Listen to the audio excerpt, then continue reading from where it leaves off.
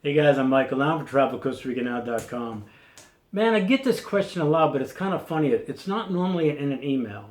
Well, sometimes it is, but normally it's when people uh, meet me and we're talking, we're chatting, whatever, and they kind of go, "So, Michael, are you going to return to the United States when you get done with this Costa Rica thing? Are you going back to the United States?"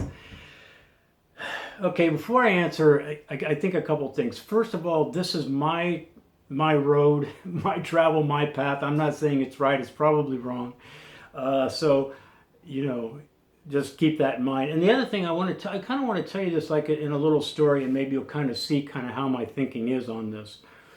So, 13 years ago, I've been out here 13 years, man. It even freaks me out. So anyway, 13 years ago, before coming to Costa Rica, I was writing. I had written a manual about working with behavior problem kids. I had kind of wrote a little novel about my philosophy of life. It just needs edited, but yeah, it's all true. I did that. My creativity back at that time was like off the chain, man. I was out of the closet. I kind of knew myself now. So everything's kind of clicking. Or I think I'm freaking woke, man. I am woke. I know things you don't know. I realize things about myself. I realize things you couldn't possibly know. So I had that kind of, I don't know, way of thinking for no really apparent reason. So when we exited the United States for Costa Rica, I think, man, I'm ready. I'm wide-eyed, bushy-tailed, time for adventure. I got everything going on. Let's do this.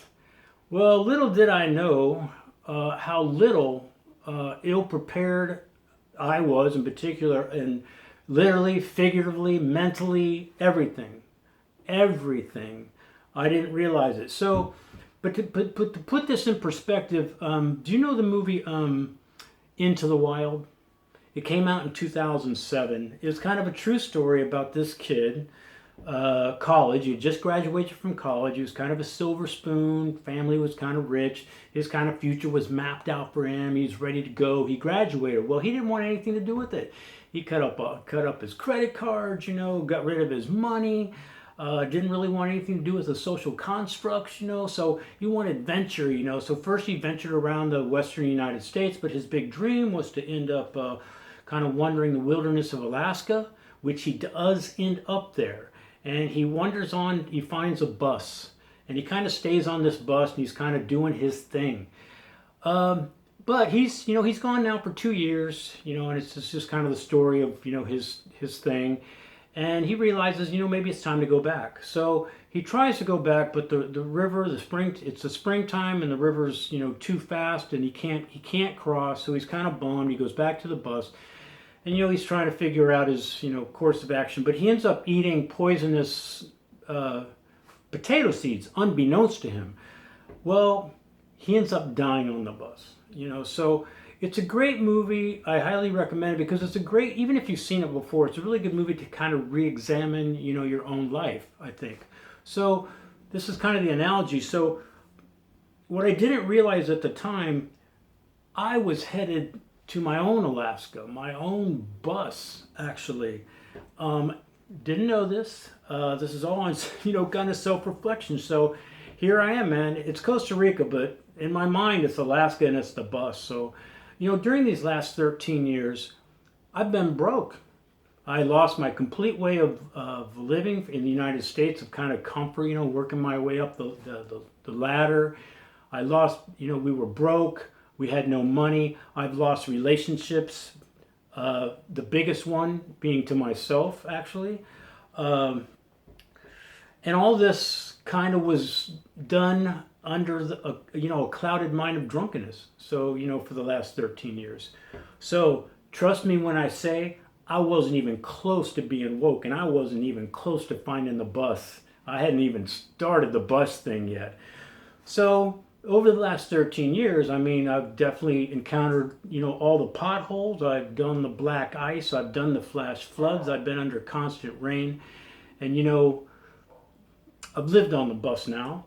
And I've kind of I found some light, man. I found some clarity. I've kind of found a little bit more self-awareness, some more empathy, a little bit more definition of myself. I mean, I've encountered a lot of things, and I'm still far from woke. I am still far from woke, but at least I know it now, you know.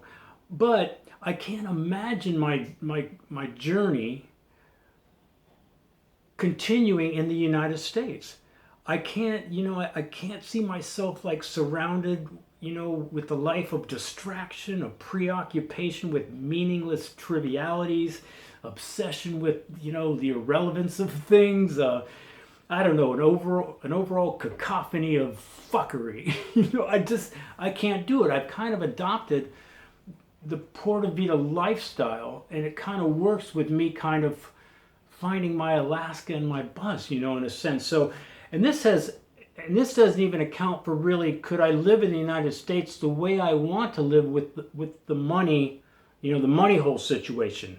You know, so that's even another thing. Maybe I could, maybe I couldn't, but I think it'd be kind of hard to kind of live my life the way I kind of wanted to in the States for this amount of money. But the thing is, I just couldn't imagine trying to figure myself out or, you know, the things around me in the United States. I suppose technically you could meditate at a circus, but why would you? So no, I would never return to the United States. I'm Michael Allen, TravelCoastRicanNow.com. Peace, guys. Hope it helps.